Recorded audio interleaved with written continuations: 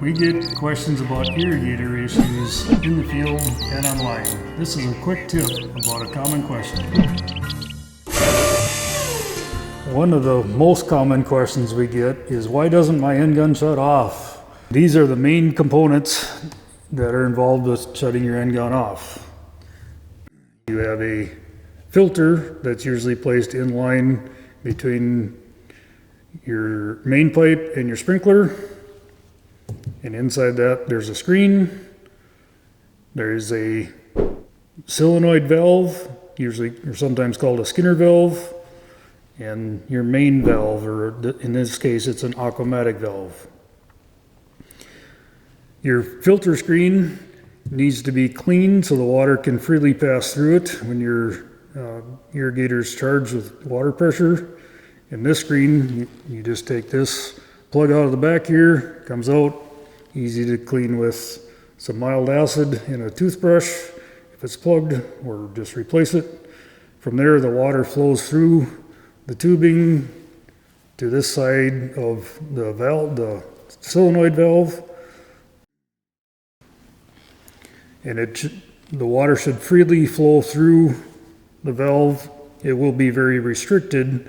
There won't be much volume coming out this end, but it should flow through.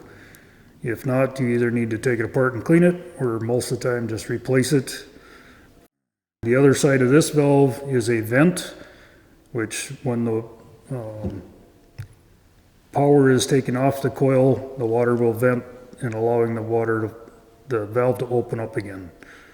So this is a normally open valve, so with no power applied, water flows through. From there it goes to our main valve. Being careful not to wreck the diaphragm. This cap can come off. And you can see the diaphragm needs to be pliable. They sometimes get really built up with lime and calcium, and it also needs to move freely both in and out for it to work properly. There are kits that are available to rebuild these valves. So as you can see, the water pushes against the diaphragm from this side, but it also needs to flow backwards or flow out again so that it can open up again. That's why this vent is so important, that it needs to be cleaned. So if your end gun shuts off but doesn't turn on again, it could either be this valve is sticky, so it just stays closed, or you're not venting properly.